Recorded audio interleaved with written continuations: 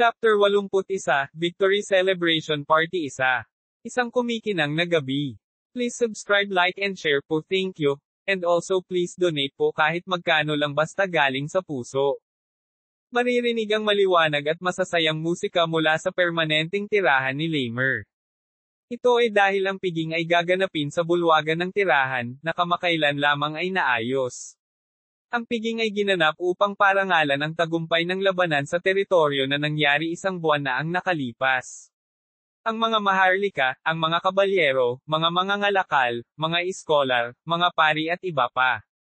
Ang mga tao mula sa lahat ng antas ng pamumuhay ay dumalo sa piging, na nakadamit ng matikas at makulay na pananamit. Kabilang sa mga ito ang mga retainer ng Recon Estates, at marami sa mga taong nagsilbi sa Count Monarch noong nakaraan. Ang mga karaniwang bagay ng mga taong dumating ay, wala ni isa sa kanila ang may magandang relasyon sa konde, hindi sila nakipagtulungan at hindi rin sila pala kaibigan, kaya naman nilahad nila ang kanilang kamay sa Recon Viscount na nanalo sa digmaan. I am see you after a long time, Mrs. Baron. Nagdusa ba ang asawa mo dahil sa baboy na iyon na mayroon tayo? Oo ho. Dapat nasa kulungan ang lalaking iyon, nabubulok habang kumakain ng soybean soup. By the way, kumusta ang negosyo mo? Balita ko lumipat ka sa southern side para ipagpatuloy ang negosyo. Temporary lang, lumipat lang kami sa headquarters sa port side, sa South Island. Ang mga taong nakikipagkita sa iba pagkatapos ng mahabang panahon ay bumabati sa isa't isa, ang iba ay nagkakaroon ng mga bagong kakilala. Kabilang sa kanila, ang mga maharlika na nasa ilalim ng Count Monarch ay nahihirapang makipag-usap sa mga retainer ni Recon. Sa partikular, ang mga pagsisikap ng mga maharlika, ang baron na tumanggap ng kanilang mga manor, ay may mga luha sa kanilang mga mata. Ginoo Dixon. Totoo bang plano ng batang si Lord Locke na ibenta ang ilan sa mga lupain ng teritoryo ng Count? Sinabi ng ganyan. Sa totoo lang, sobra-sobra para sa amin na I-manage, napakalaki ng Count. Dahil sa sinabi ni Dixon, napalingon sa direksyon niya ang ulo ng lahat ng maharlika. Kung ibinebenta ang ari-arian, maaari nilang layunin na maging una.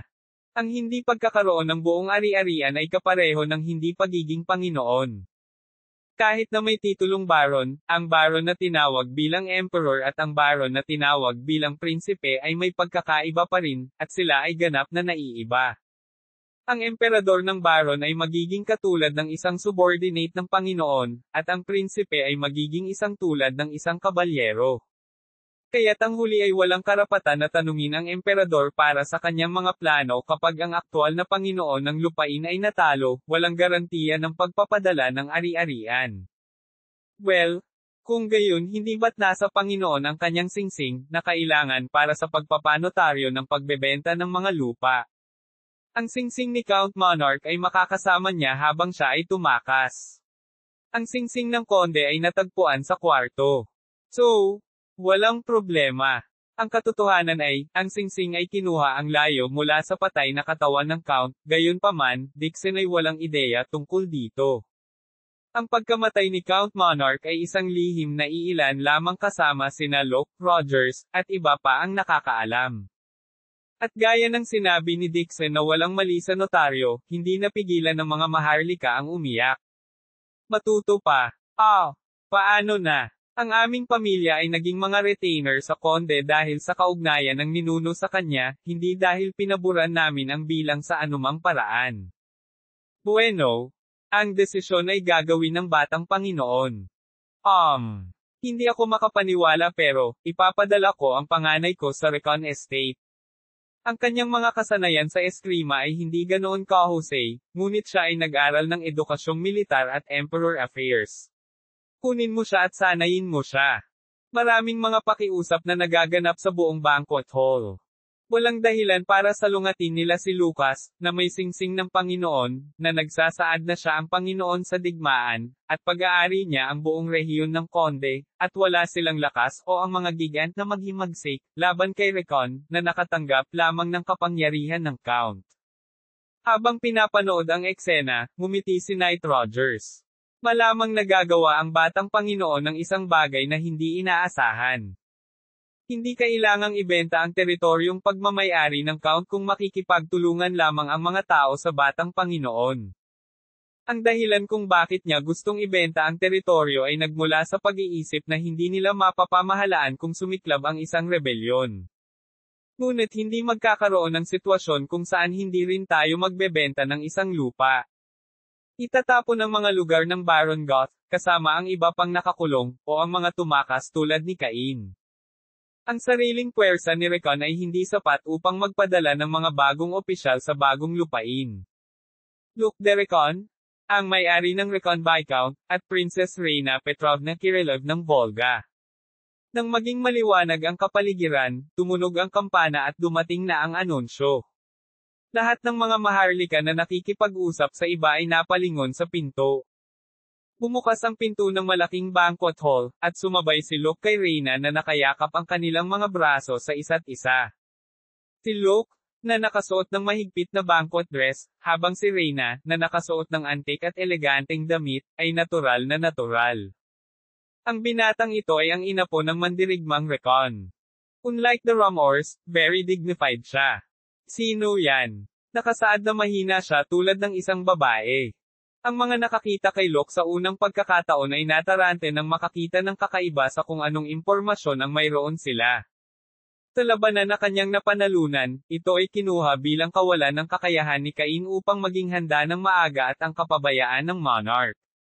Ngunit ang kwento ng Batang Panginoon na natalo ang 3 gigant at ang paghabol sa isa ay itinuturing na isang pagmamalabas sa mga pagsisikap ni Luke. Gayunpaman, ang batang lalaki, o sa halip, ang binata, na lumitaw sa harap nila ay mataas at ipinagmamalaki na tawaging talunan.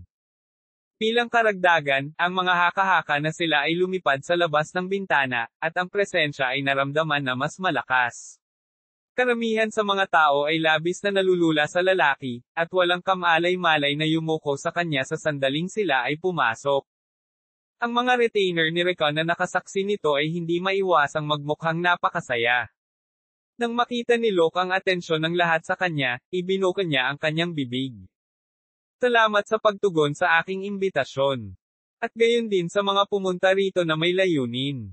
Tumingin ulit si Luke sa kwarto at saka nagpatuloy sa pagsasalita. Ngayon, ipagdiriwang ng lugar na ito ang tagumpay ng mandirigma at para gunitain ang pagkatalo ng mga Hangul. Itaas natin ang baso at sabay nating ibahagi ang saya. Inabot ito ni Hans na naghihintay sa likod na may dalang baso ng alak kina Luke at Reina. Itinaas ni Luke ang kanyang baso at nagsalita sa napakalakas at malakas na boses. Para sa kaluwalhatian ng magigiting na mandirigma at sa kinabukasan ng teritoryo ng Rickon. Wow! Itinaas ng lahat ang kanilang salamin. Napuno ng kasiyahan ang ngiti ni Luke. Ang eksenang nasaksihan niya noong araw na iyon ay tila nahugasan ang pagsusumikap na ginugol sa pagpapatatag ng teritoryo ng Count sa nakalipas na buwan. Kabanata 82, Victory Celebration Party 2. Pagkatapos magbahagi ng pagbati sa isang baso ng alak, binigyan ni Luke ng gantimpala ang mga pangunahing manlalaro sa labanan sa teritoryo. Ang pinakamalaking gantimpala ay ibinigay kay Rogers, ang Knight General. Siya ay naging masigasig sa paghahanda para sa labanan sa utos ni Lucas at nakipaglaban din sa labanan sa pamamagitan ng pananatili sa mga linya sa harapan. At bago ang sinuman, siya ang unang nag-alok ng panukala ng pag-atake kay Lamer. Knight Rogers, inilalagay ka namin bilang baron sa bagong nakuhang teritoryo sa silangan ng teritoryo ng Rickon. Gawin mo ang iyong makakaya sa hinaharap. Oo, magiging loyal ako. Ang mga knights bukod kay Rogers, na gumanap ng isang aktibong papel sa administrasyon at sa labanan, ay binigyan din ng kaukulang mga merito. Iginawad pa ni Lucas ang ilang maharlika at ang mga kabalyero ng konde. Sila ang mga tutol sa konde at dahil dito ay nakulong, ibig sabihin ay hindi pa sila nakapasok sa isinampa. Gayunpaman, ang parangal ay ibinigay bilang pagkilala sa kanilang aktibong kooperasyon sa kanilang pagtatangka na kontrolin ang digmaan. Ang parangal ay sapat na upang kiligin ang puso ng mga maharlika na sumuporta sa konde. Kailangan kong ibigay. Tiyak na dakila ang Batang Panginoon ni Rickon. Baka mapanatili natin ang ating mga lupain. Kung kumalat ang mga alingaw-ngaw tungkol sa mga ito, tiyak na magbabago ang isip ng mga maharlika na neutral at hindi pa nakakapagpasya ng panig. Isinaalang-alang iyon ni Locke at ginawaran sila. Kung hindi niya itataboy ang mga maharlika ng Count Monarch, kailangan niyang yakapin ang mga ito at siguraduhing hikayatin sila. Kailangang ibigay ang award na hindi pinanagan. Sana, ang mga maling gawain ng nakaraan ay maging lakas ng bukas. Gayunpaman, ang mga loyalista ngayon ay maaaring maging mga kaaway din bukas. Alam na mula sa kanyang mga nakaraang pagkakamali, nagpasya si Locke na hindi na muling gawin ang pagkakamaling iyon. Okay, let's enjoy the banquet to fullest since tapos na tayo sa formalities. Itinaas ni Locke ang kanyang baso, at nagsimulang tumugtog ang banda. Ang mga gustong sumali sa piging ay pumunta sa gitna ng bulwagan at sumayaw sa kanilang puso. Pwede bang humingi ng kanta? Natutuwa. Hinawakan ni Locke ang kamay ni Reyna sa kanyang kahilingan at dinala siya sa gitna ng bulwagan. Si Prinsesa Reyna ay lubos na pamilyar sa sosyal na pagsasayaw tulad ng sa kanyang kultura para sa pagiging ipinanganak sa isang maharlikang pamilya. Gayunpaman, si Locke ay hindi kailanman natutong sumayaw sa nakaraan, at ang tunay na batang Panginoon ay masyadong clumsy para sumayaw, kaya't inialay niya ang kanyang sarili sa pag-aaral at pagbabakod. Na naging dahilan upang hindi niya sinasadyang matapakan ang paa ni Prinsesa Reyna o ang kanyang damit. Oops! I'm so sorry. Ayos lang. Hindi naman ganoon kahirap, makukuha mo rin kaagad. Kinuha ni Reyna ang kanyang oras at itinuro ito sa kanya ng hakbang-hakbang. Nang makitang magkasundo ang dalawang iyon, masayang nakangiti ang matatandang retainer ni Rickon at Kirillov. Napakagandang pares nila. Tama iyan. Gusto mo bang magkaroon ng kasal sa puntong ito? Hindi, mas mabuting huwag magmadali sa mga bagay na iyon. Sina Locke at Reyna ay mahigpit na pinag-uusapan mula noong una silang magkita. Simula noon, nagkaroon sila ng napakalapit na relasyon na lalong pinatibay sa paglipat ng mga refugee. At higit sa lahat, ang pag-unlad ng kanilang relasyon ay kumuha ng isang malaking hakbang sa kamakailang pagkidnap na nangyari.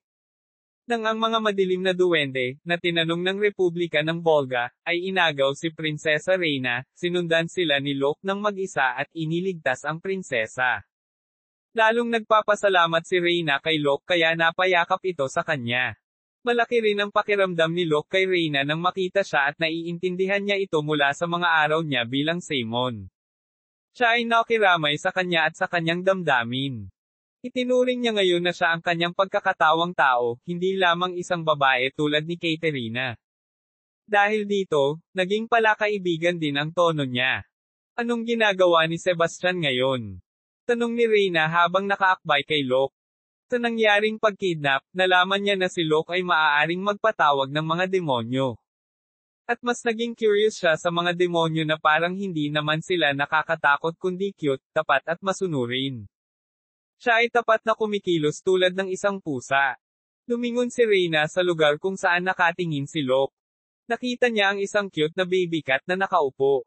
Ang mga babae ay naruroon at tinatangkilik ang cute na pusa, ngunit hindi nila alam ang katotohanan na ang kanilang mga brooch at piraso ng alahas ay malapit nang mawala. Walang umaasa sa isang demonyong pusa. Sa halip ay magbabantay sila sa mga tunay na magnanakaw. Si Sebastian ay isang mababang ranggo na demonyo, ngunit nagawa niyang itagol ng husto ang kanyang magi energy. Akala ko lahat ng demonyo ay nakakatakot, ngunit sa palagay ko hindi. Tama iyan. Ibinigay niya sa akin ang kanyang kaluluwa. Ngunit siya ay isang mapanganib na tao. Sa katunayan, si Sebastian ang pinakamalaking manlalaro sa labanan.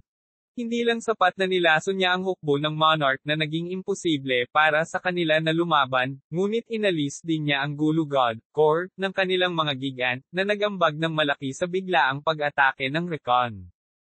Gayunpaman, hindi siya kasama sa rewarding ceremony dahil hindi maipahayag ang kanyang presensya sa harap ng mga tao. Wala ring reklamo si Sebastian tungkol doon. Hindi niya kayang maging bahagi nito. Dahil hawak siya ni Locke hanggang sa araw na siya ay namatay. Well, habang ako ang may kontrol sa kanyang kaluluwa, hindi siya gagawa ng anumang masama sa akin at sa mga nakapaligid sa akin, kaya hindi na kailangang mag-alala. Iniba naman ni Locke ang topic ng usapan nila. Bueno, kumusta ang iyong paghahanda para sa lungsod ng Lamer? Tulad ng sinabi mo, pinalawak namin ang aming negosyo at impluwensya sa Lamer. Karaniwang binalak ni Lucas na iwan ang lungsod ng Lamer sa mga mangangalakal. Ito ay dahil ang puwersa ng pangangasiwa ng Recon ay hindi sapat upang direktang kontrolin ang isang lungsod na may populasyon na 200,000. Gayunpaman, hindi niya maaaring ilagay ang lungsod sa maling mga kamay. Kaya't nagpasya siyang lumikha ng isang merchant union sa pamamagitan ng pagsisikap na isentro ang ilang mga kalakalan sa paligid ng Kirillov. Nakita ng mga pinuno ng merchant union na ang pamamahala sa lungsod ay hindi gaanong naiiba sa kanilang sariling pamamahala. Ito ay hindi direktang pamamahala, hindi direktang pamamahala. Ang merchant union, syempre, ay hindi ginagawa ang negosyo nito sa lungsod ng libre. Ang lungsod ay kailangang paunlarin na may tiyak na halaga ng pamumuhunan bawat buwan, at ang upas sa lupa ay dapat bayaran sa Recon Viscount. At bilang isang mangangalakal, maaari silang bumuo ng isang base kung saan nais nilang magpatakbo, at siguradong makakakuha si Recon ng magandang kita mula dito. Ang yaman na makukuha mula sa mga ito ay mapupunta sa pagpapaunlad ng mga estates ng iba pang maraming lungsod at bayan. Para sa Kirillov Co., upang maging pinakamalaking shareholder at mamuno sa merchant union, ang kanilang kapangyarihan at kapital ay kailangang maging malakas.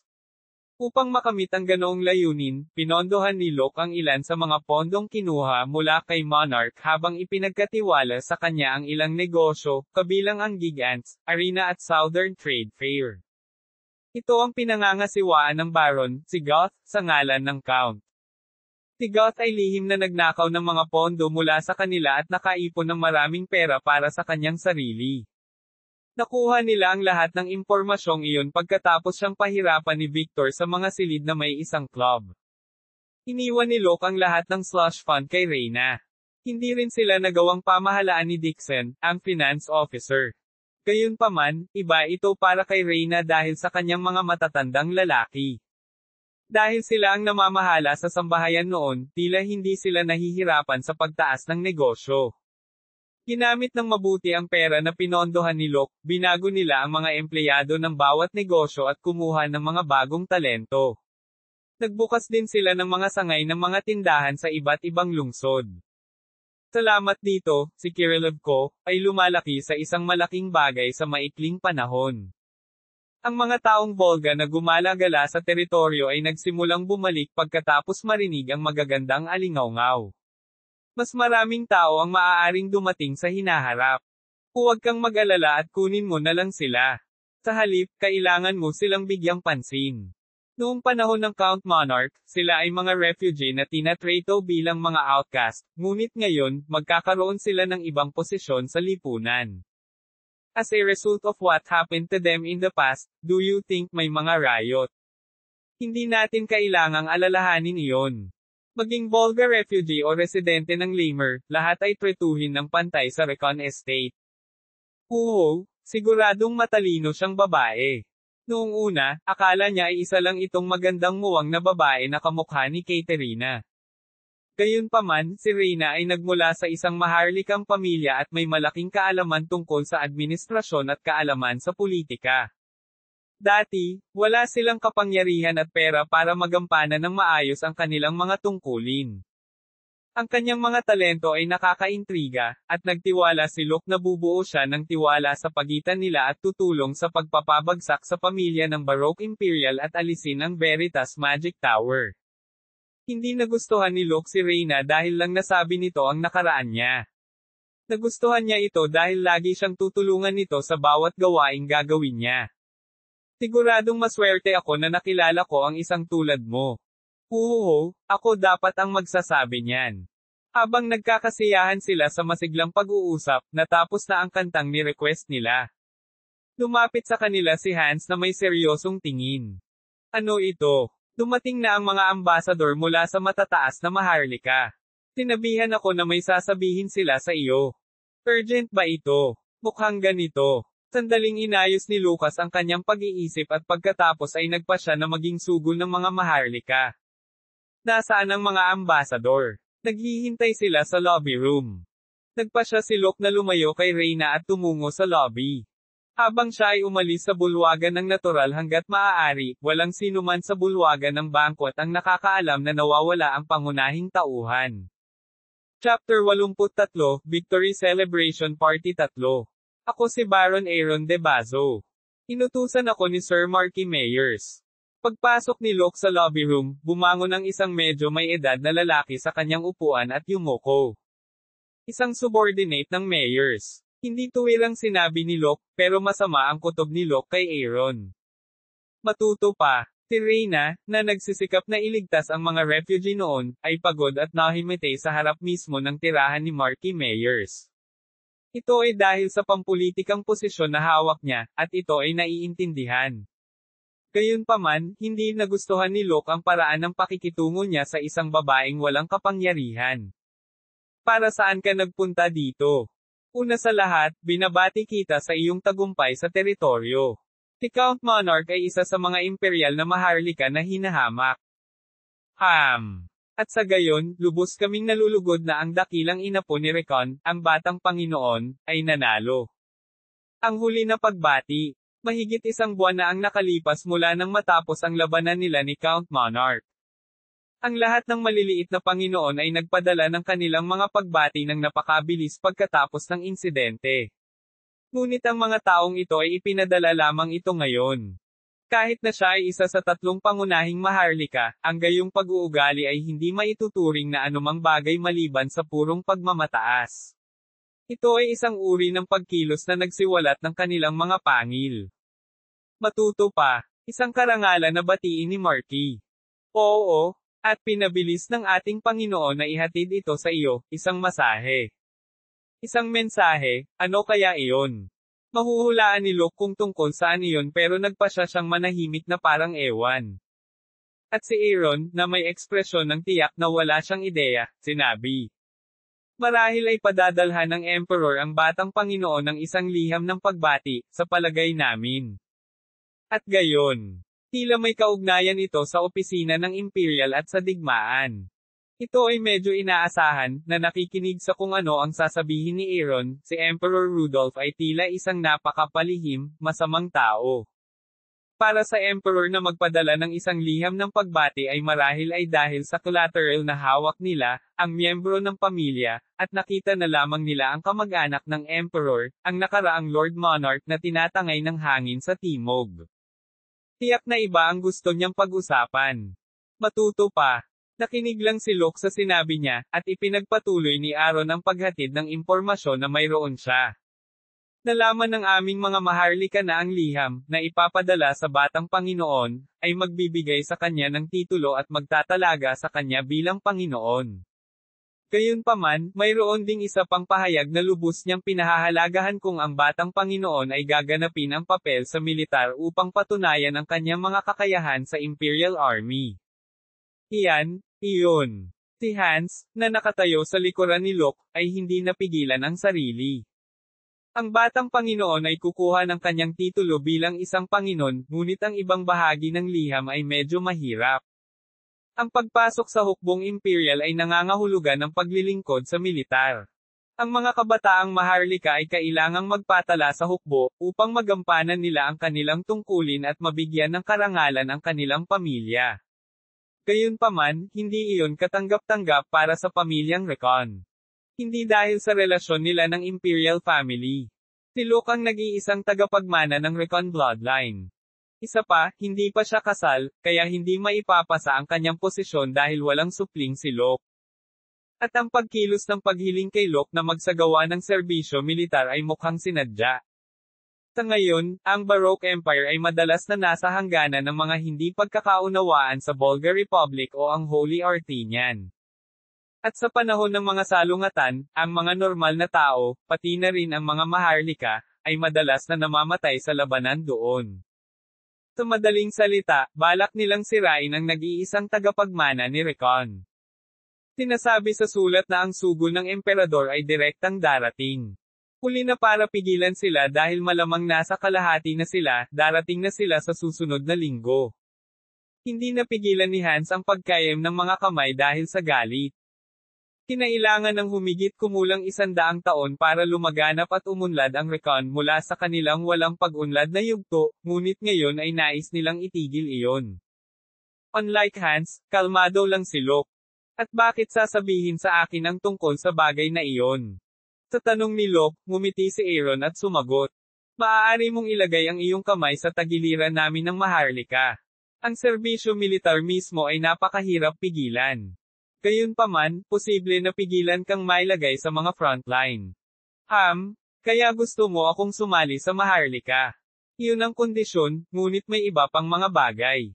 At ano iyon? Tanong ni Locke kay Aaron. Medyo matagal bago sumagot si Aaron.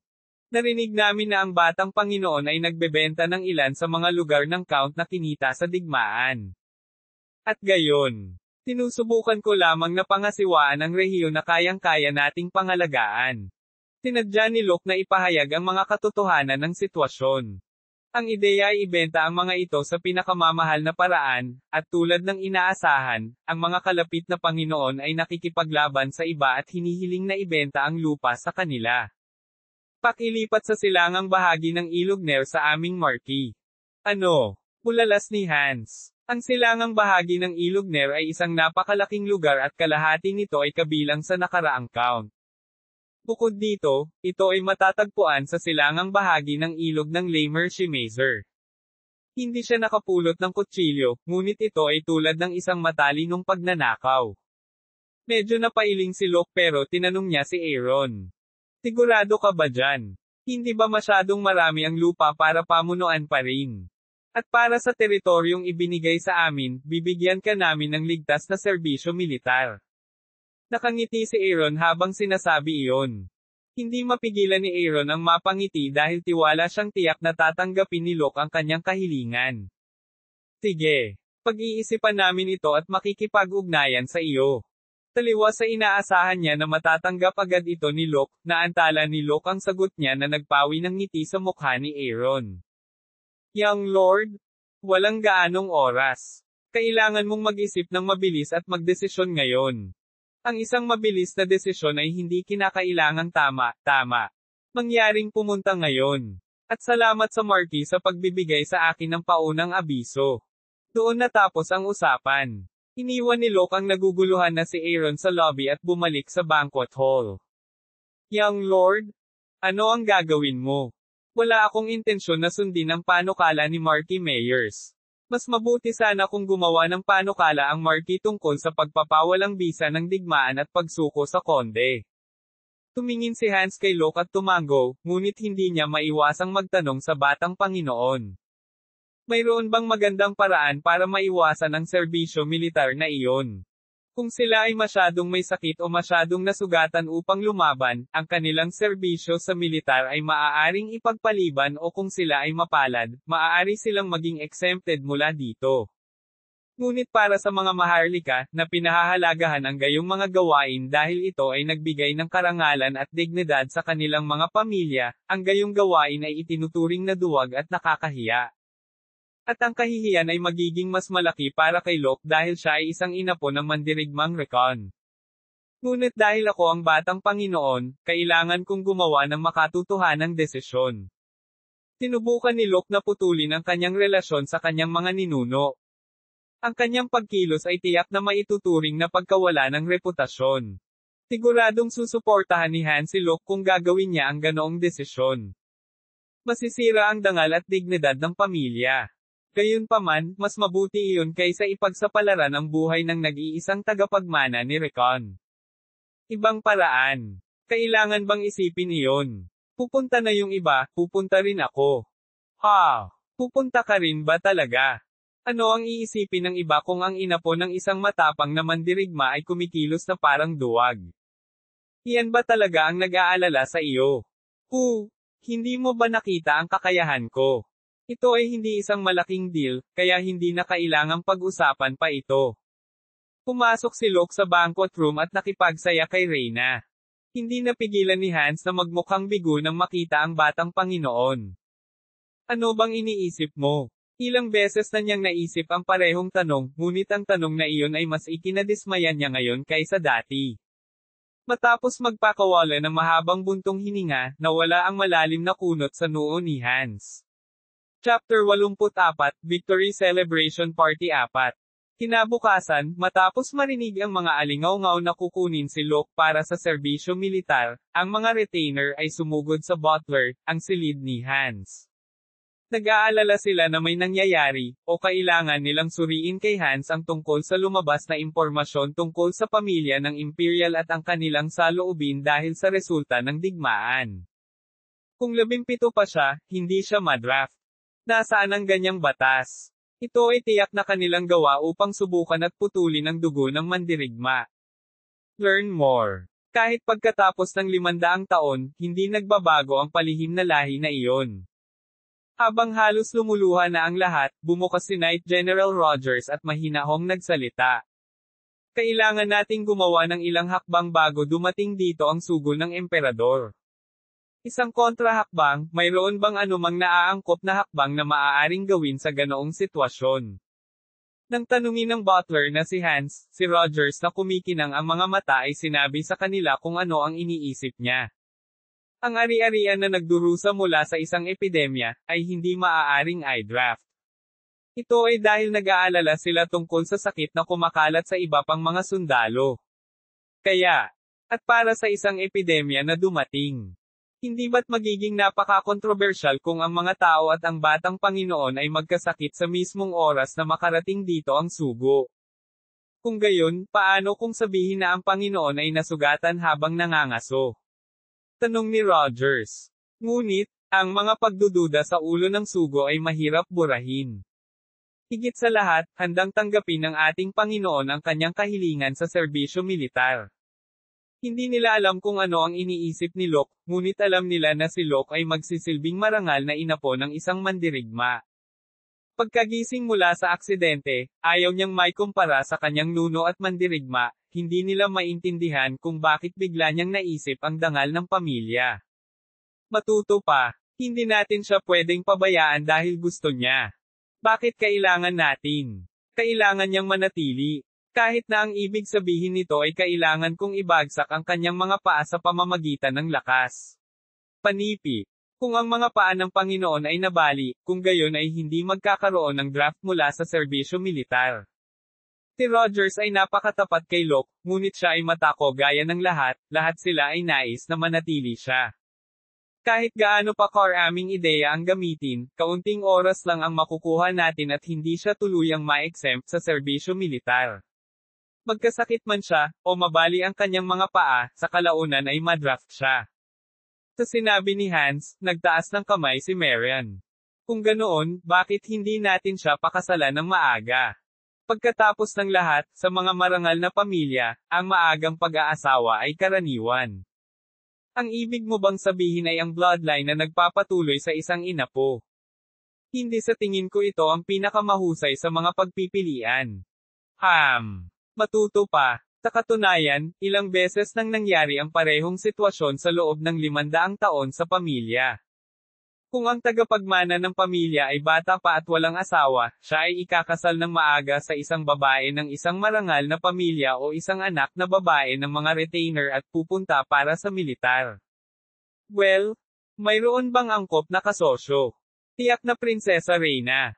Si Reyna ay isang marangal na dugo mula sa Volga, ay ang ginang ng mga estates at isang matalinong babae.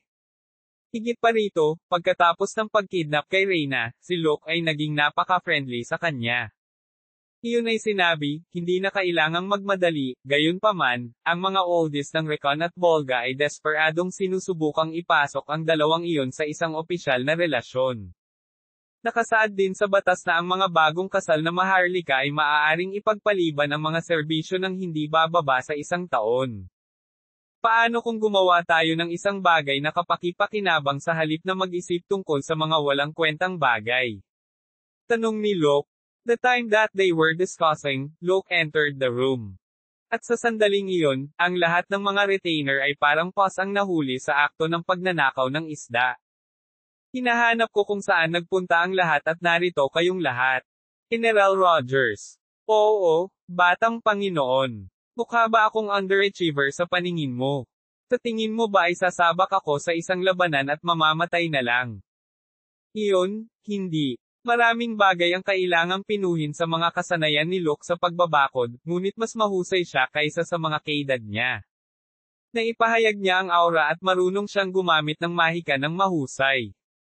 Higit pa rito, isang Rune Knight, nagawa niyang talunin ang 4 na gigant na sumalakay sa kanilang teritoryo at pinatunayan ang kanyang kakayahan. Maaari siyang pumunta sa larangan ng digmaan at hindi madaling mamatay. Pero, Young Lord, kahit ang Sword Masters ay maaaring patayin. At ang pagkilos ng Emperador, ang batang Panginoon ay mas malamang na may padala sa harapan, kung saan ang labanan ay napakadalas at hindi ligtas kung ihahambing sa likuran. Ngunit maaari bang maging isang malakas na kabalyero ang isang tao nang hindi nakakaranas ng ganitong malupit na kapaligiran? Yan. Dahil wala nang masabi si Rogers, nagsalita si Luke sa mas matatag na boses. Sana maging mas malakas akong knight kaysa ngayon. Umaasa akong maging mas malakas na kabalyero kaysa sa Sword Emperor, kaysa sa naabot ng aking ninuno. Seryoso si Luke. Ito ay dahil kailangan niyang maging mas malakas na tao para makamit ang kanyang paghihiganti. At sa pananatili sa estate ay hindi niya maisigawan ng maayos ang dark magic dahil sa patuloy na pagsunod ng mga retainer at residente. Upang bumuo ng kapangyarihan ng hindi nakikita ng kanyang mga kakilala, ang larangan ng digmaan ay ang tamang kapaligiran. Nakikita ko ang sitwasyon sa loob ng Imperial Army na sumusuporta sa Baroque Imperial. Dahil doon, walang intensyon si Luke na tumanggi sa serbisyo militar. At nalaman ko na habang naglilingkod sa militar, ang mga ari-arian ay hindi kasama sa mga buwis, at ang mga hindi pagkakaunawaan ay ipinagbabawal, at ang digmaan sa mga kapitbahay ay hindi rin pinapayagan. Mahirap sabihin na ang Recon Viscount Lord ay may kumpletong kontrol sa teritoryo ng Monarch, kahit na siya ay nagsasanay sa loob ng 1 buwan. Kaya, kailangan ni Luke ng panahon para patatagin ang kanyang ari-arian, at ayaw niyang iwasan ang serbisyo militar na makikinabang sa kanya sa pag-iwas sa mga pagbawas ng buwis at digmaang teritoryo. Alam ko na ang lahat ay labis na nag-aalala tungkol dito. Pero kung kaya mong tanggapin ang hirap na ginawa ko hanggang ngayon, sana ay patuloy kang maniwala sa akin. Young Lord. Huwag na nating pag-usapan ito. Speaking those final words, lumabas si Luke ng kwarto. Si Hans at ang iba pang mga retainer kasama si Rogers ay nakatayo roon habang pinanghihinaan ng loob. Nagpasya silang maniwala sa mga salita ng kanilang batang Panginoon, gayunpaman, ang kanilang mga alalahanin na kumupkop sa kanilang isipan ay hindi madaling maalis. Chapter 85, Victory Celebration Party 5. Isang gabing maliwanag ang buwan. Sa burol ng lungsod ng Brandon ay isang puting marmol na palasyo, hindi, ito ay higit na parang tirahan ng isang Panginoon. Sa teres ng mataas na gusali doon ay naroon ang isang may kulay abong matandang maharlika na nakatingin sa maliwanag na buwan na may hawak na baso ng alak. Tumanggi ba siya? Matuto pa. Sa tanong ng maharlika, ang Baron, sumagot si Aaron de Bazo. Hindi ito isang tahasang pagtanggi, sinabi niya na makikipag-ugnay siya sa amin pagkatapos na isipin, kamahalan. Hindi ba't ganoon din ang pagtanggi ng maayos? Ang Recon bloodline ay siguradong medyo matigas na matitinag. Ang matandang maharlika ay si Marky Meyers, ang ina po ni Haring Milton, 480 taon na ang nakalilipas. Agad na sumuko si Milton sa pagsalakay ng barok sa kondisyon na ang kanyang dignidad, ang kanyang kadugo at ang mga ari-arian ay maiiwan ng hindi nagalaw. Bagaman ang titulo ay inilipat kay Marky at ang lupain ay nabawasan lamang sa 1/4 ng orihinal, ang mga inapo ay napanatili ang kanilang impluwensya at itinuturing ang kanilang sarili bilang mga hari mula sa henerasyon hanggang sa henerasyon. Natalo niya ang gigant sa pamamagitan lamang ng kanyang katawan, naniniwala ka ba na taglay niya ang mga kasanayang iyon? Tanong ni Aaron. Tumingin si Marky Meyers kay Baron Aaron na may matalim na titig at sumagot. Hindi ako sigurado. Walang nakakaalam ng maaga na mayroon siyang ganoong kakayahan. Ako, pasensya na, Hari. Kumunat ang noo ni Marky na nakatingin kay Aaron na humingi ng tawad sa sagot na sa tingin niya ay hindi nakalulugod sa kanyang hari. Huwag sumigaw ng paumanhin ng walang iniisip, isipin mo lang kung ano ang susunod nating gagawin. Matuto pa. Hinahanap namin ang kinaroroonan ni Count Monarch na tumakas sa eksena. Ang Panginoon ay bumagsak pagkatapos ng digmaan, gayunpaman, ang Panginoon mismo ay sinasabing buhay, at ang mga isipan ng mga retainer sa ilalim niya ay dapat na nababahala. Bilang karagdagan, habang iniisip ng nasakop na grupo ang tungkol sa pagbebenta ng sinasakop na lupa, ang mga maharlika at mas mababang mga maharlika na malapit sa Monarch ay magiging mas balisa. Kung makukuha natin ang Count Pig na iyon, magagamit natin siya sa maraming paraan. Tulad ng paghikayat sa mga tao doon para sa isang paghihimagsik. However, just my thoughts, hindi ba madaling tanggalin ang taong iyon? Sigurado akong titingnan din ito ng Imperial Family, hindi ko akalain na kailangan na nating lumabas. Tik-tik, gusto mong hindi mo gawin. Sa tugon ni Marky Meyers, napayuko na lamang si Baron Aaron sa kahihiyan. Maging ang mga ogres ay ginagawa ang kanilang makakaya sa pagsisikap na mahuli ang mga duwende. Gusto mo bang iwanan ang target sa kamay ng isang tao at manood? Paano kung ang binatang iyon ay pumunta sa kanyang serbisyo para lamang bumalik na malakas tulad ng isang halimaw? Don't tell me, Majesty, you really that it is possible. Hindi ba lahat ng mga buto ng Recon ay panandalian? Kaya naman nagtanong ako, mayroon bang anumang binhi ni Recon na naging mas mahusay kaysa sa isang ito sa nakalipas na 500 taon? Sa tanong na iyon, natahimik si Aaron. Matuto pa, tama nga si Marky Meyers. Sa loob ng mahigit 500 taon, ang mga inapo ni Recon ay bihirang tumayo at nasa isang krisis ng paghina. Gayunpaman, si Luke de Recon, na lumitaw sa sandali ng pagkalipol ng bloodline, ay nagpapakita ng hindi inaasahang pagganap. Ang pagbabayad ng mga utang ng mga estate sa isang pagbabayad lamang, tinanggap pa nila ang mga refugee ng kaharian ng Volga na nagpalaki ng kanilang populasyon at pagkatapos ay nanalo sa digmaan laban sa Count Monarch.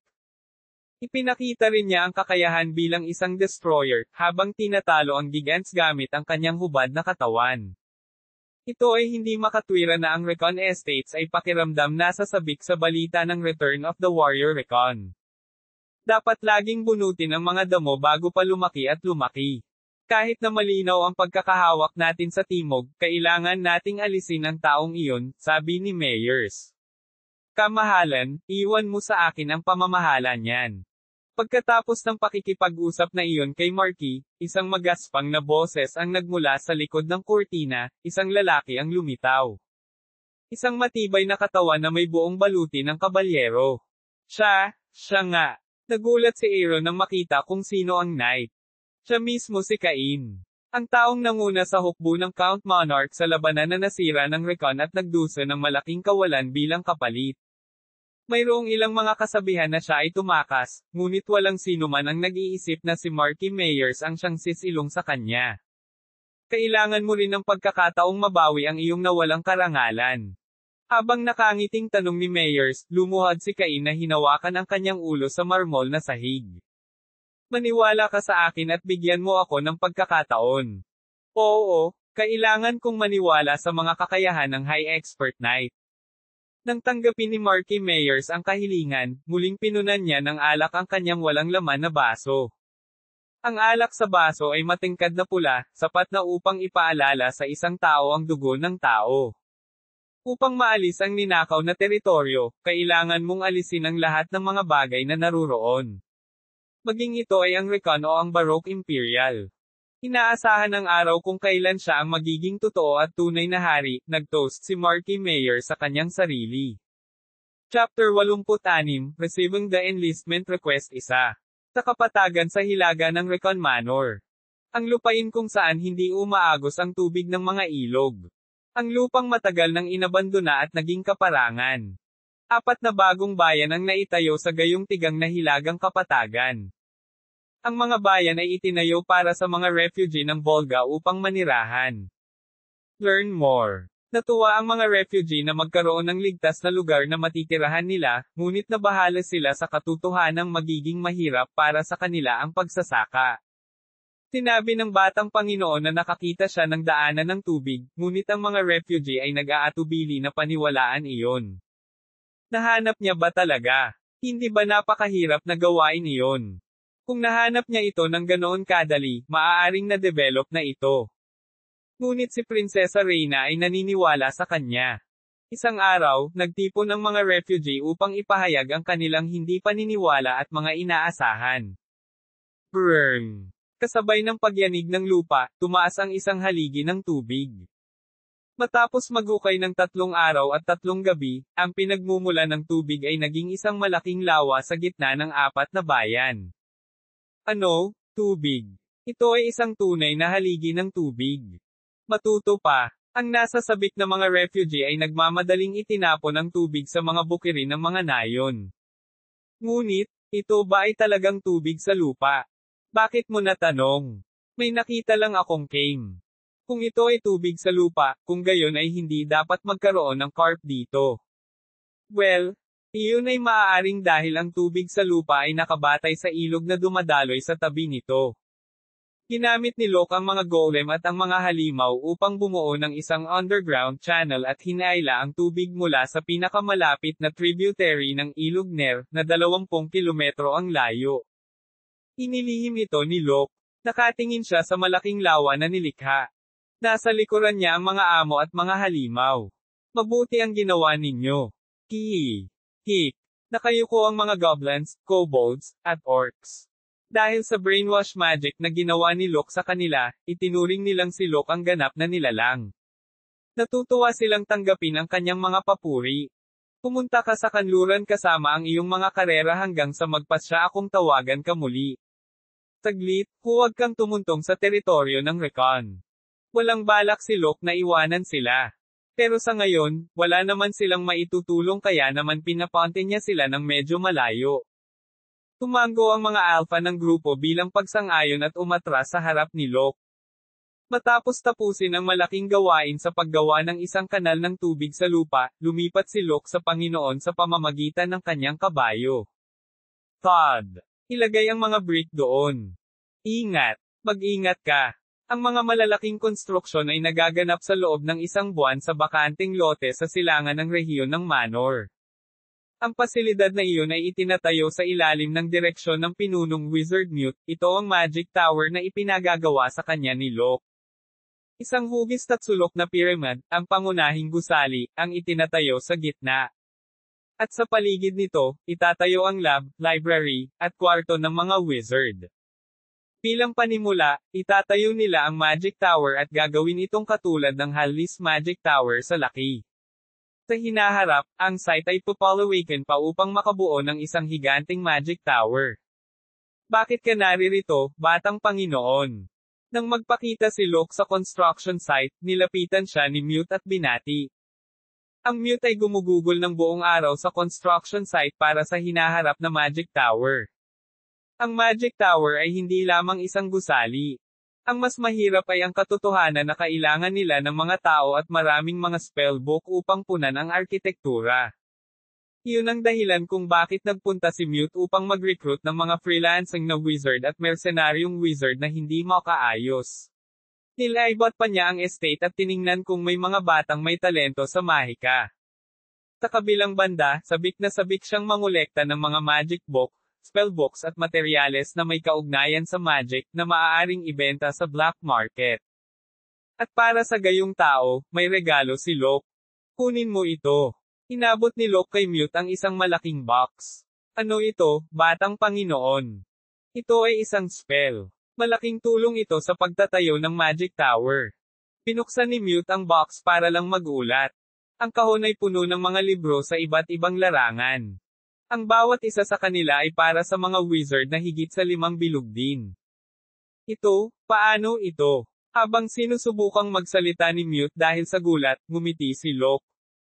Bakit? Hindi pa ba sapat ang mga ito? Kailangan mo pa ba?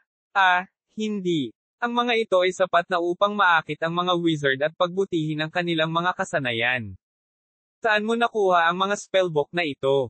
Ang mga spellbook para sa mga wizard sa itaas ng 5 bilog ay mga item na hindi kailanman makakaalis sa isang magic tower, at hindi kailanman maaaring ibenta ng ilegal ang mga ito.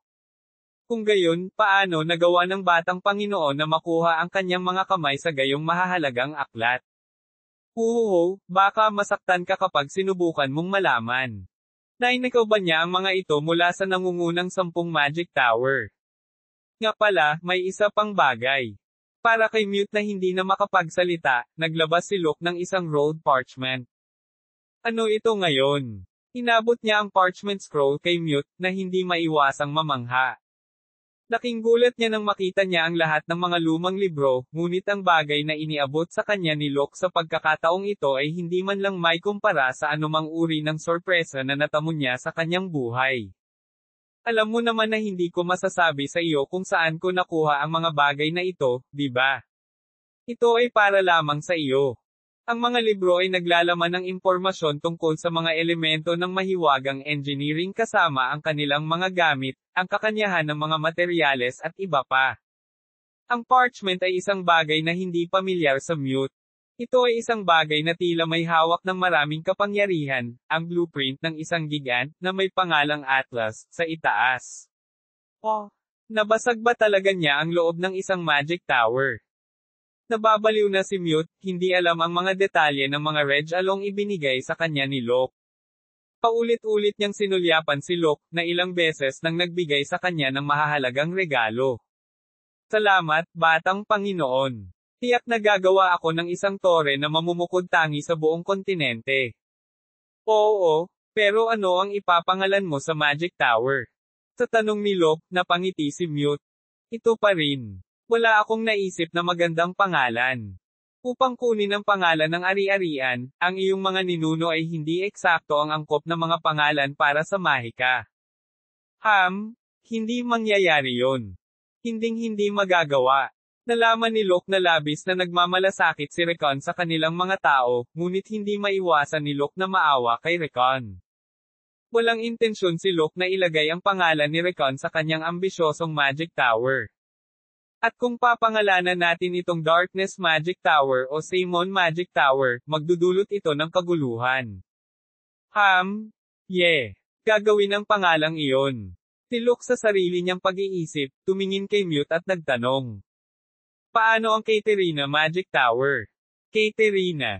Priestess Katerina ba ang tinutukoy mo? Yung isa. Actually, gusto ni Locke na ipandilan ito sa dati niyang kasintahan at hindi sa priestess. Hindi masama. May mga wizard na humahanga kay Katerina dahil sa kanyang patron skills at kaalaman. Kung gayon, pangalanan natin iyan, Katerina Magic Tower. Si Locke, na nagpasya sa pangalan ng Magic Tower, ay lumingon na may masayang ngiti. I'm looking forward sa kung ano ang mangyayari sa susunod na 2 years. Dahil doon, ginawa na ni Locke ang lahat ng kanyang magagawa para sa Magic Tower. Ang iba ay nakadepende kay Mute at sa iba pang wizard. Nga pala, hindi ko akalain na may Magic Tower na itinayo sa lugar ng dating Knights of Cerberus. Ang Knights of Cerberus ay may pinakamataas na antas ng mga kabalyero, na nakatuon kay Locke sa kanyang nakaraang buhay noong siya ay Simon pa. Dahil sa galit ng mundo na pinamumunuan ng mga halimaw, itinaas nila ang kanilang mga espada upang baguhin ang mundo.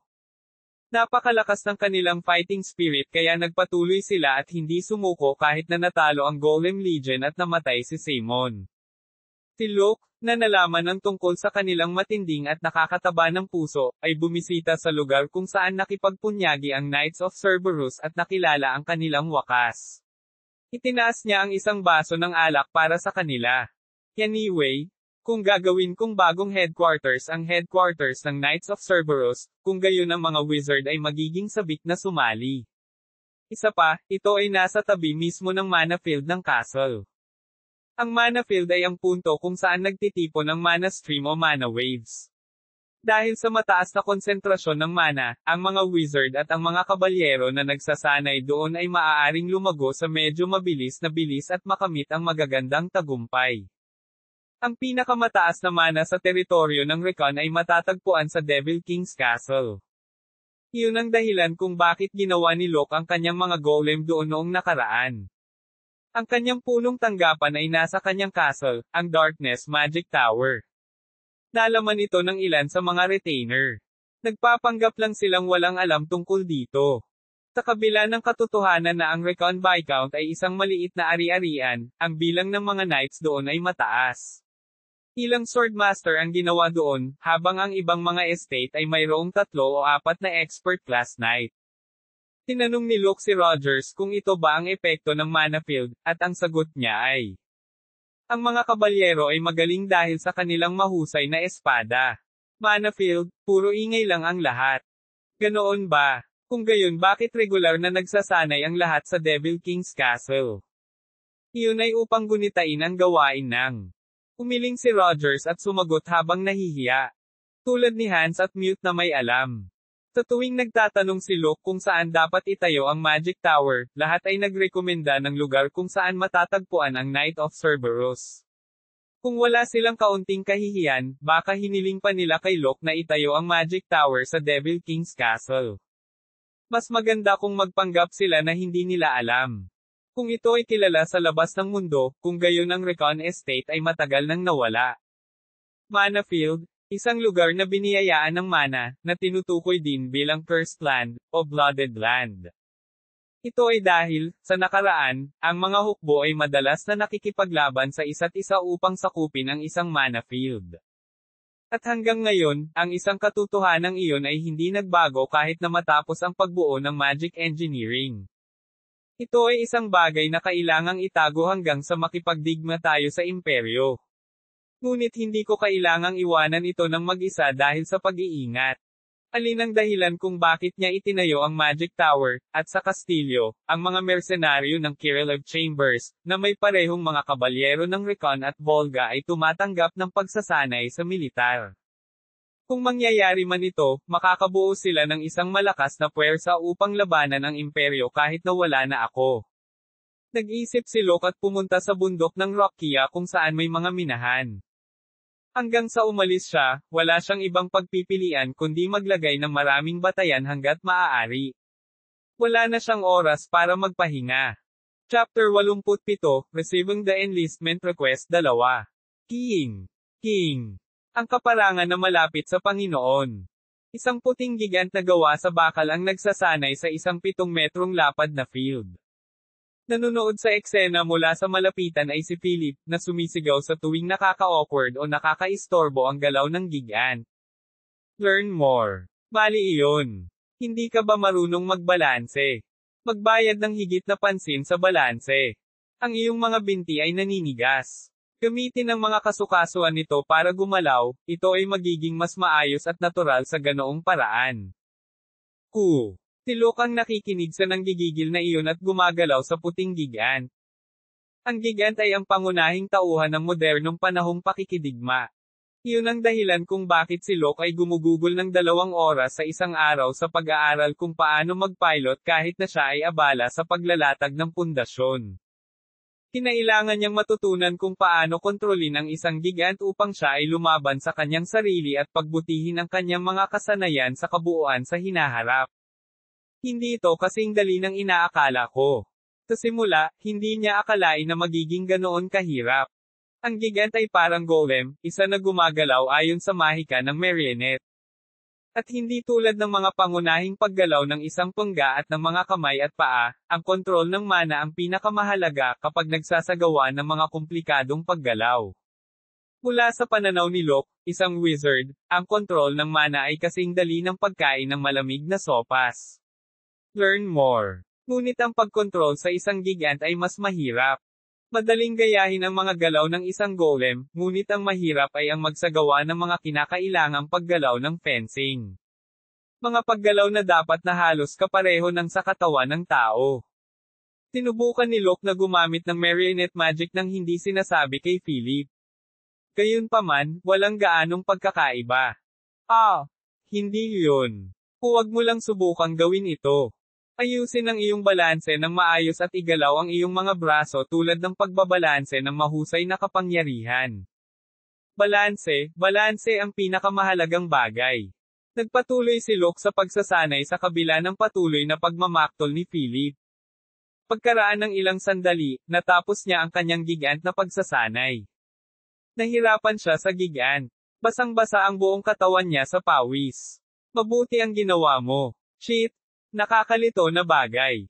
Ngunit magaling ka para sa isang baguhan. Ang mga kabalyero na nagsanay sa unang pagkakataon sa isang gigant ay palaging babagsak. Ang gigant ay hindi nakaramdam ng isang katawan. Ito ay mas katulad ng pag-aayos ng isang puppy gamit ang mga kamay. Kaya, ang paggamit ng gigants ng maayos ay nangangahulugan ng kakayahang maglakad gamit ang mga ito.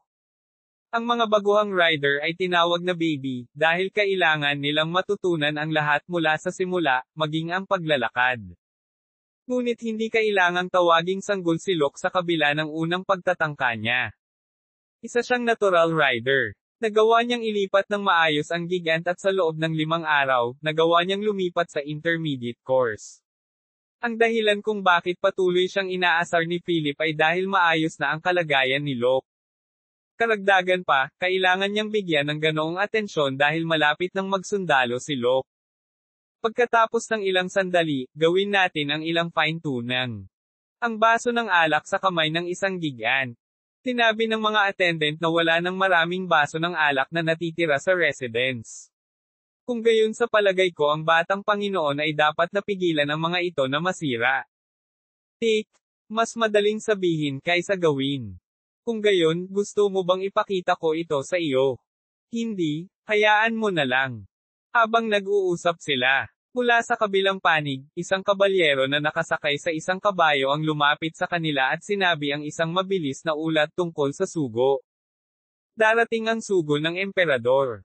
Oo, tumawid lang sila ng teritoryo. Pagkatapos ay bilasan mo at maghanda. Tiyak na nakalulungkot na ang gigant na pagsasanay ay naantala, ngunit hindi maaaring isantabi ni Locke ang mga gawaing politikal, kaya dali-dali siyang pumunta sa manor. Matapos ang kalahating araw mula nang bumalik si Lucas, dumating ang sugo ng emperador sa recon. Samantala, mukhang pagod ang sugo. Ngunit sa sandaling makita niya si Locke at ang kanyang mga retainer, nagsalita siya ng malakas. Luke de Recon? Ang batang Panginoon ng Recon, mangyaring tanggapin ito. Sa anunsyo, mukhang irritable si Locke at ang kanyang mga retainer. Noong nakaraan, anuman ang posisyon, walang kaugalian kung sino ang dapat tumanggap ng liham ng hari. Hindi lang nila kinailangang pabayaan ang ipinadalang sugo, at ang relasyong militar ay mga kaayusan lamang. Ang mga nakatataas na Panginoon at nakabababang Panginoon ay kailangan lamang na matapat na gampanan ang kanilang mga responsibilidad at obligasyon. Gayunpaman, ang kultura ay nagkaroon ng pagbabago pagkatapos ng pakikipag-ugnayan sa Southern Continent. Ang Southern Continent ay nagpapalaganap na ang emperador ay kailangang makita bilang isang makalangit na nilalang, at hindi isang pinuno lamang.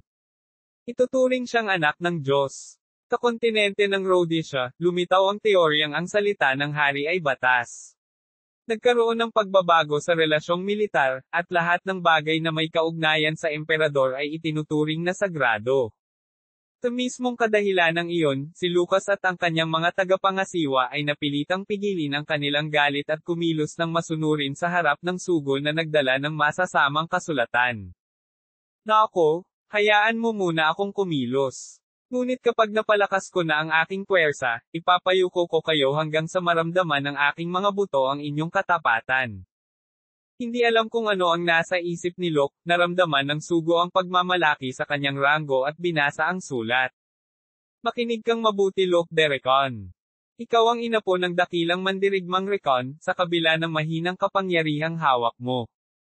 Ang nilalaman ay hindi gaanong naiiba sa sinabi sa kanya ni Marquis Meyers kanina. Sa isang formal na pagdiriwang ng kanyang tagumpay sa digmaan, si Locke ay formal na itinalaga sa Recon Viscount, at tinanggap siya ng emperador bilang Panginoon ng Viscount. Pagkatapos ay dumating ang kwento tungkol sa pagpapalista. Sa kasamaang palad, ang isa pang pinuno ay hindi nasisiyahan at hindi makahawak sa mabuting kapitbahay sa paligid niya. Ang mapaghiganti na Republika ng Volga at ang labis na kumpiyansa na Holy Arthenian Empire ay sumalakay sa mga araw na ito, kaya naman umaasa kaming tutulungan ninyo ang imperyo. Walang galang ka. Napaisip si Locke sa sarili. Si Locke ay abala sa pagbuo ng kanyang mga ari-arian at paghahanda para sa digmaan kasama ang Count Monarch, ngunit hindi siya masyadong abala upang hindi malaman ang sitwasyon ng kontinente. Bagamat nagkaroon ng patuloy na paghaharap sa pagitan ng mga imperyo at ng Maharlika, ang Imperyong Baroque ang pinakamalakas sa kontinente.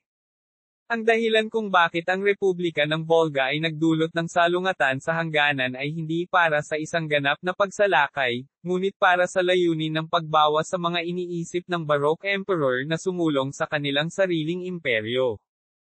At sinabi bang ang pinakamahusay na depensa ay ang pag-atake? At ang pagtatalo sa hangganan sa Arthenian Empire ay isang labanan ng pagmamataas sa pagitan ng dalawang imperyo. Wala pang isang pag-urong na tinawag ng alinmang imperyo, at hindi lang isang beses o dalawang beses na halos naging digmaan ang labanan sa hangganan. Siyempre, walang dahilan para magpaloko sa mga sinasabi ng sugo, kaya nagpasya si Locke na manahimik. Maraming oras na ang nakalipas. Bisitahin ka agad ang Emperor at humingi ng paumanhin sa pag-uulat ng huli sa iyong tungkulin. Baliw na bastard. Bakit kanya pinadalhan ng huli tapos hiniling niya sa akin na managot sa pagkakamali niya? Sa kanyang puso, gusto ni Locke na bugbugin ang sugo at itapon sa isang hola. Ngunit nagpasya siyang gamitin ang oras na iyon at panatilihin ang kanyang ari-arian. Nagpasya siyang laktawan ang mga lalaking iyon. At kahit natapos na, ang sugo, partikular na ang mukhang baboy na nagbabasa ng sulat ay nagpaalab sa galit ni Locke. Ngunit ang inapo ng mga mandirigma ay tila walang magandang asal sa pagtrato sa kanyang mga bisita.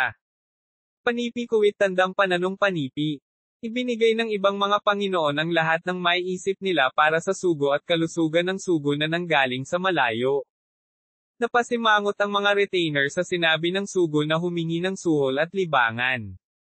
Ano ang ginawa ng emperador o ng imperyo para sa pamilya Recon? Para sa layunin ng pagpapalawak ng rehiyon, binago nila ang mga katapatan, at ngayon ay umaasa silang maaliw at tretuhin ng may mabuting pakikitungo pagkatapos putulin ang kanilang relasyon sa Recon. Hindi tulad ng kanyang mga retainer na nakakunot lang ang noo, nag-isip sandali si Locke. Pagkaraan ng ilang sandali, nagdala siya ng isang dekalidad na kahon at iniabot ito sa ulo ng sugo. Nang pumunta ako sa digmaan, dinala ko ang mga ito sa akin. Espesyal na regalo ito sa envoy na marahil ay pagod na sa kanilang trabaho kung saan sila ay laging nakaupo. Ano ito? Sa loob ng kahon ay isang maliit na garapon ng itim na pulbos. Ito ay isang gamot sa pagbaba ng timbang. Isang gamot sa pampababa ng timbang. Isang kamakailang medikal na aklat ang nagsasaad na higit sa kalahati ng matatandang Maharlika ang dumaranas ng labis na katabaan at diabetes. Hindi ba dapat ang sugo ay mabuhay ng mahaba at masaganang buhay kasama ang iyong asawa? Ang gamot na ito ay may tiyak na epekto sa enerhiya ng. Ang ulo ng sugo ay isang sakam na tao. Siya ay isang taong hindi makatiis at kinain ang lahat ng kanyang nakikita, at ang kanyang pagnanasa sa buhay ay magiging masigla din. Kaya naman, hindi niya napigil ang makaramdam ng kaunting pagkapilit ng mabalitaan niyang hindi lamang mapoprotektahan ng gamot ang kanyang kalusugan kundi maging popular din sa mga kababaihan. Ang epekto, mayroon bang mga tiyak na epekto? Siyempre. Si Sebastian ay gumawa ng ilang mga klinikal na pagsubok at napatunayan ang pagiging epektibo nito. Hindi masabi ni Locke na siya ang nagsagawa ng mga pagsubok sa hukbo ng Count Monarch na nagsisikap na pumasok sa kanilang teritoryo noong panahon ng digmaan. Hindi rin niya binanggit ang katotohanan na ang gamot na naipasa niya ngayon ay 10 beses na mas mahusay kaysa sa gamot na ginamit laban sa hukbo. At isa pa, hindi niya sinabi na ang gamot ay ginawa ng isang hindi tao, isang demonyo. Isang babala ng maaga, ang gamot ay dapat inumin ng may wastong dosis. Maaari itong maging lason kung uminom ka ng labis nito. Huho, naiintindihan. Sisiguraduhin kong hindi ko makakalimutang sabihin sa Emperor ang iyong kabaitan at konsiderasyon sa atin. Hindi sila kailanman pinakitunguhan ng ganoon, ngunit ang sugo ay nasiyahan sa gamot at agad na umalis sa lupain ng Recon. Ininom nila ang gamot na ibinigay ni Locke at umalis, ngunit lahat ng tao sa paligid ni Locke ay nataranta. Batang Panginoon. Yung gamot, kalimutan mo na iyon. Nakuha ko ito sa isang lalaking kilala ko. Wala na ang pinaka-problema nating bisita, kaya bumalik na tayo sa trabaho. Ramdam ni Locke ang pag-aalala sa kanya tungkol sa kung ano ang dapat niyang harapin sa hinaharap at lumipat sa kanyang opisina na may ngiti sa kanyang mukha.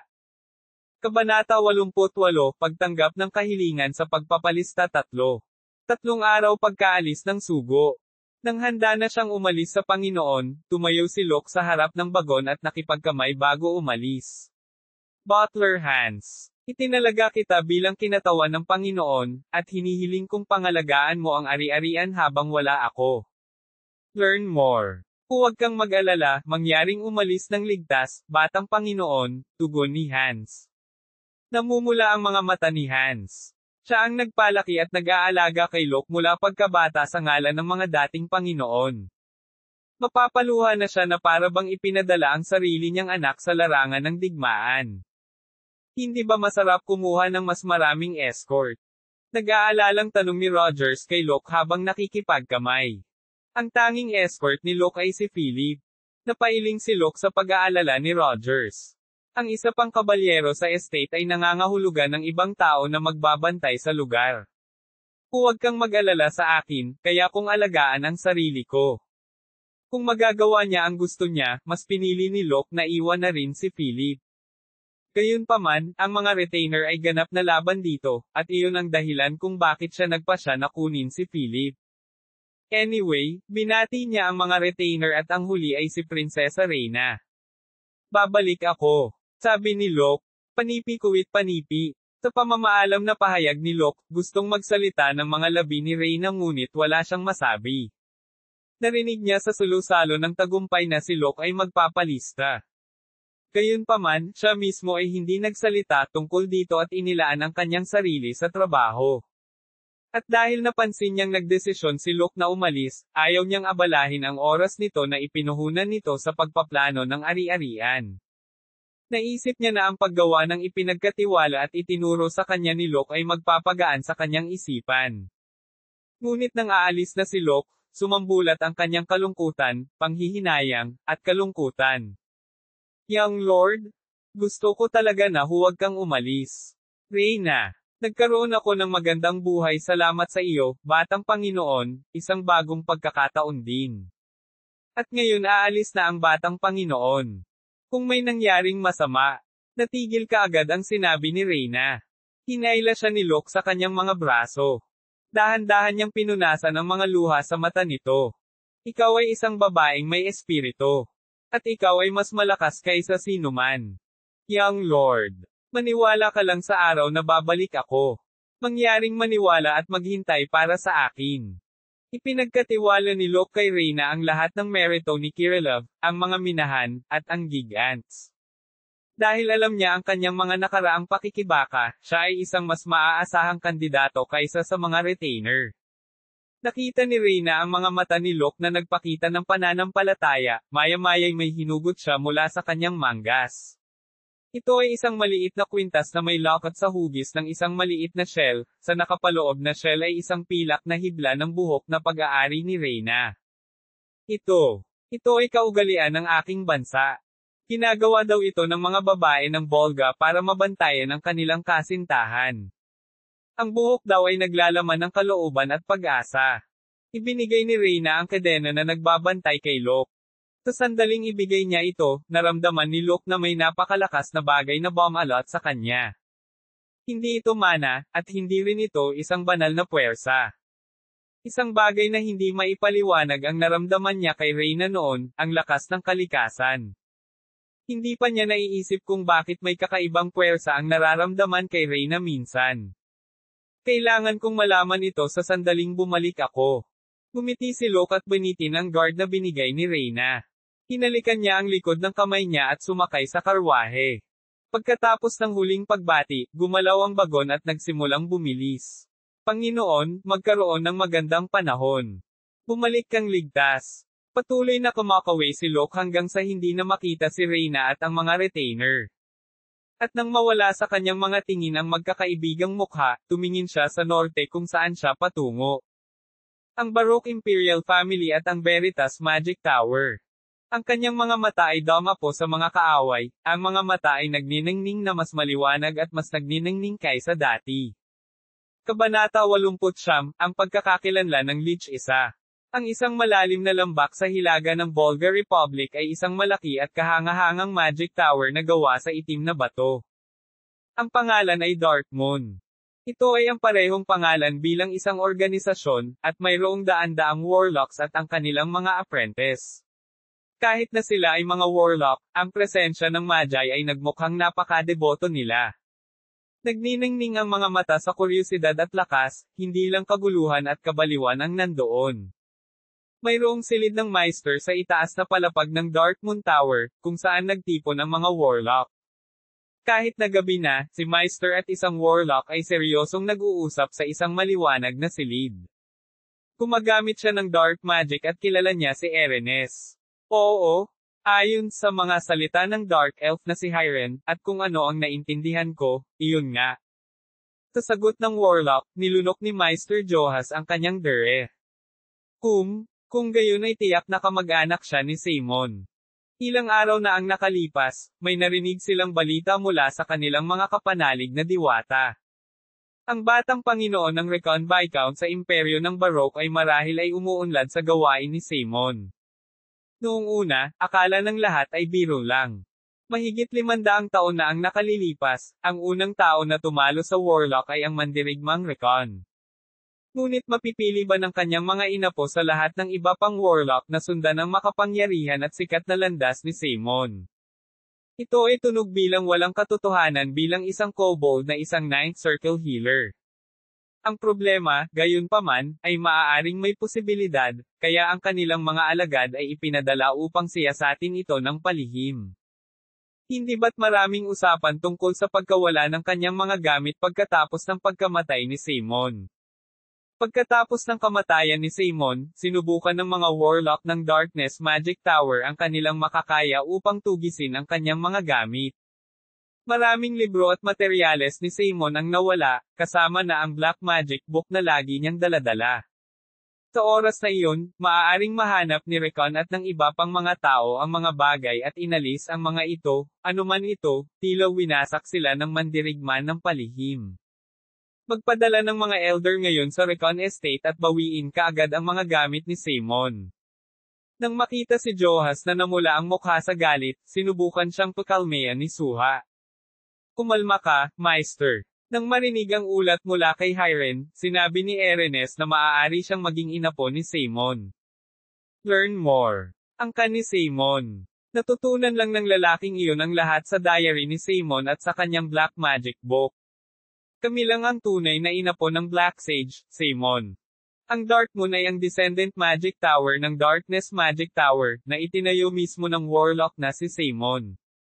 Halos hindi makaligtas mula sa mga kamay ni Recon at ng mga kalyadong puwersa ng tao, labis silang nakipaglaban sa pagpapalakas ng kanilang mga ugat sa mahabang panahon, muli silang lumitaw sa panahon ng Rebolusyong Republika ng Kaharian ng Volga.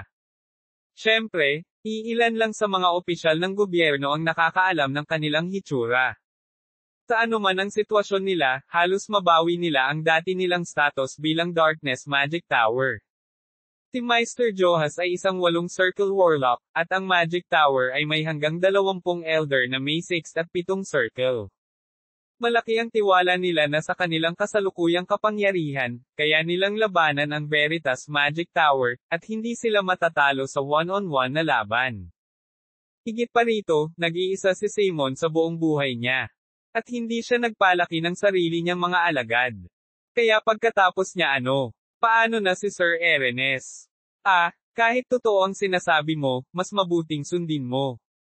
Ang madilim na buwan ay may palaging relasyon ng come and go sa mga engkanto, at kakaunti ang mga warlock na alinman sa mga engkanto o mga engkanto na may halong lahi.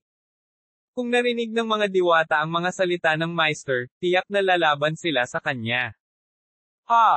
Ayaw mong may sasabihin ako patungkol sa kanila. Hindi ba medyo masyadong katawa-tawa? Anyway, imbestigahan mo tapos haharapin natin siya. Naiintindihan mo, Meister. Nang mabuo ang desisyon ni Johas, tumango si Suha at nagtanong. By the way, tatanggapin mo ba ang request na pumasok? Isang buwan na ang nakalilipas, tinanong ni Vladimir ang pagbuo ng isang bagong gigant. Ang madilim na buwan ay gawa sa mga warlock, ngunit hindi ito tulad ng hindi sila nagbago sa mundo. Sa mahabang panahon, nagsusumikap silang gumawa ng sarili nilang gigants, at sa kasalukuyan, gumagawa sila ng warrior at knight gigants maliban sa hero class gigants. Ang nais ng Pangulo ay isang klase ng bayani. Layunin ng Pangulo na, upang mapanalunan ang digmaan laban sa Imperyong Baroque, kakailanganin nila ang isang bilang ng mga high-performing hero class gigants. Gayunpaman, ang hero class gigants ay maaari lamang gawin ng 10 magic tower ng kontinente, ngunit ang kanilang output ay napakababa. Hindi madali, pero panahon na para harapin ang mga hamon, sabi ni Johas. Ngunit ang 10 magic tower ay gumugol ng maraming oras at pera sa pagbuo ng klase ng hero. Pero may dahilan ba tayo, mga warlock, para sundan sila? Tanong ni Suha. Karaniwan, ang mga kasanayan sa warlock ay psychic magic tulad ng necromancy at brainwashing na maaaring gawin sa isang katawan, at ang chimera production, na ipinagbabawal sa bawat lugar. At bilang mga inapo ni Simon, ang madilim na buwan, isang naghahanap ng sangkatauhan at tiyaga kahit sa dilim, ay nakabuo ng madilim na salamangka na nakatago at ipinagbabawal. Ang Biogolem, Goliath, na pinag-aaralan natin ngayon ay maihahalin tulad sa isang klase ng bayani.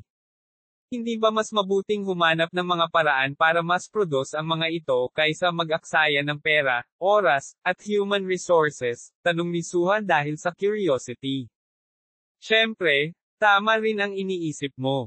Ngunit upang makamit ang paghihiganti na iningatan natin mula 500 taon na ang nakalilipas, ang Volga Republic ay kailangang magkaroon ng kaunting lakas.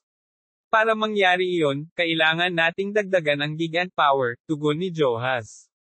Gaano man kalaki ang kapangyarihan ng isang biogolem, ginawa pa rin ito ng isang warlock. Kung iyon ay lumitaw sa larangan ng digmaan kung saan ang Volga Republic ay nakakuha ng kanilang panalo, ang mahabang pangarap ng madilim na buwan ay wala na.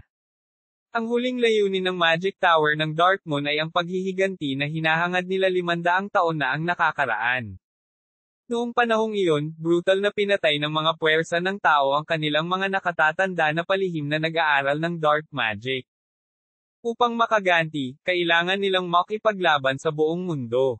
Sa makatuwid, mas mabuti para sa kanila na huwag ibunyag ang kanilang pag-iral hanggat maaari. Naiintindihan. Maghahanda para sa pag-unlad.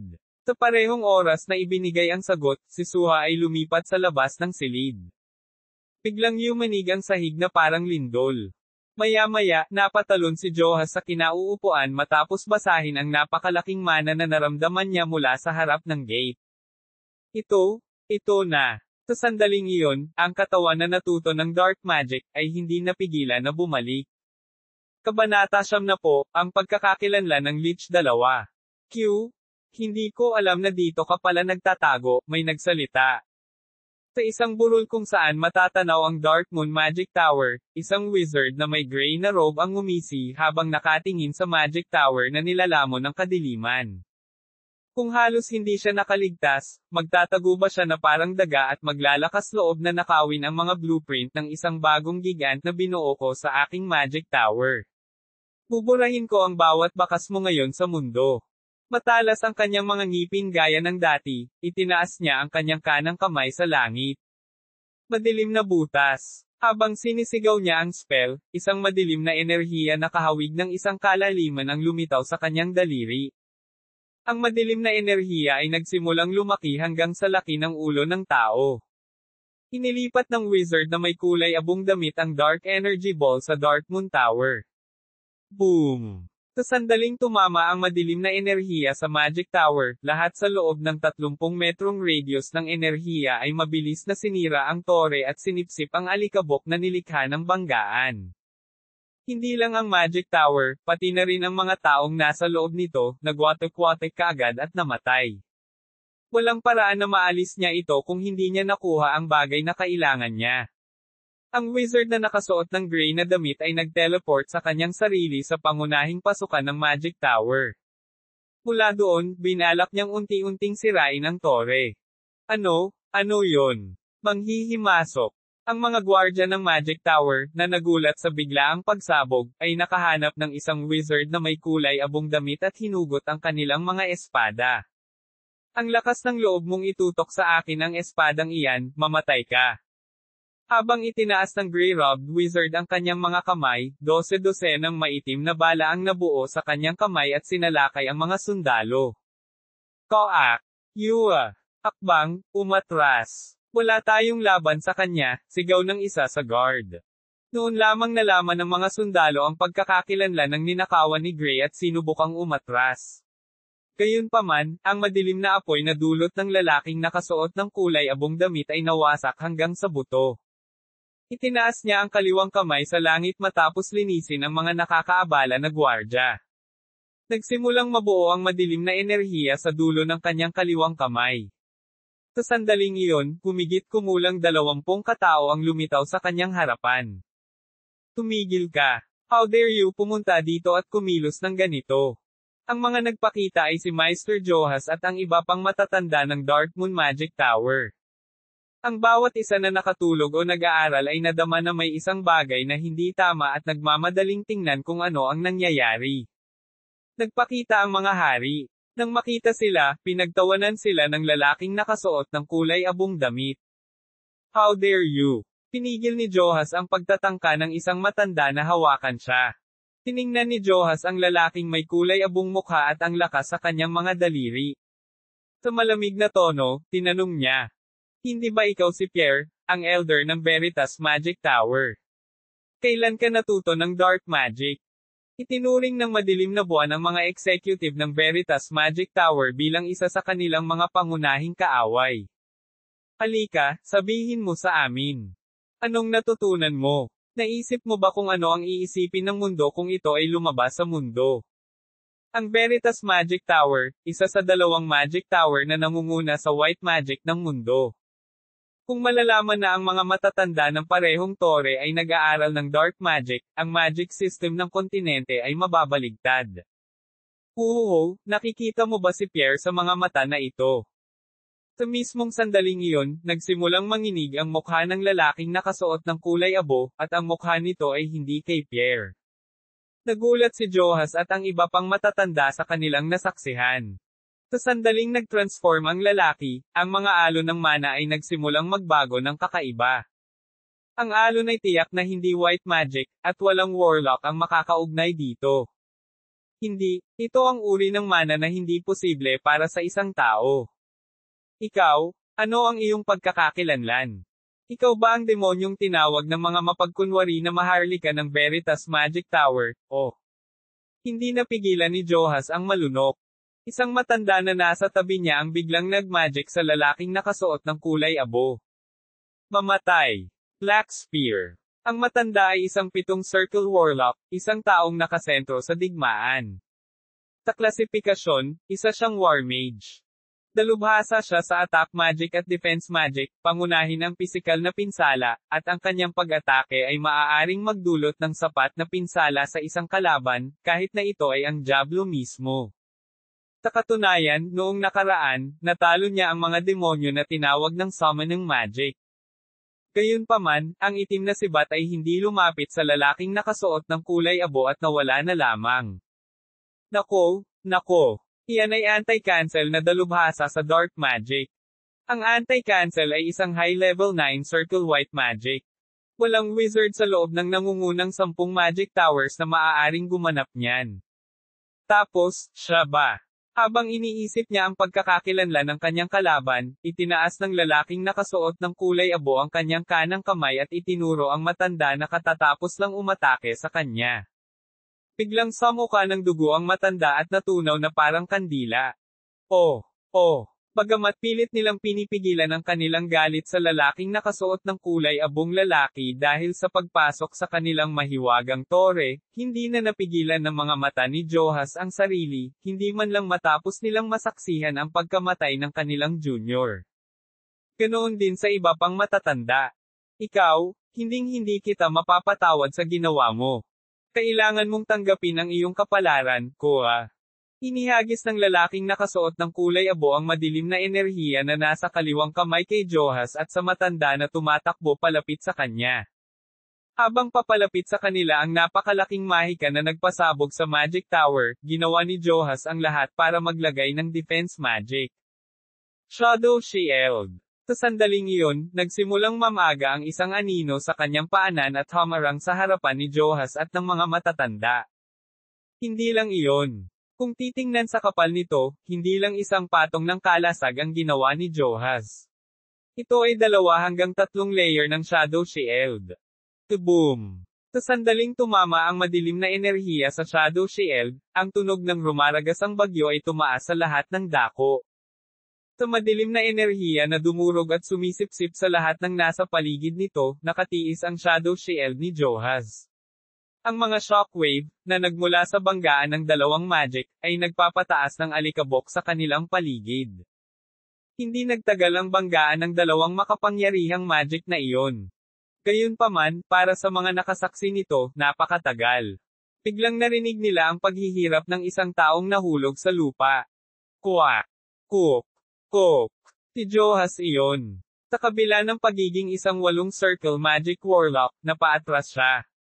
Hindi maiwasang mabigla ang mga matatanda sa paligid niya matapos makita si Johas. Meister, Meister. Lahat ng tao ay umatake.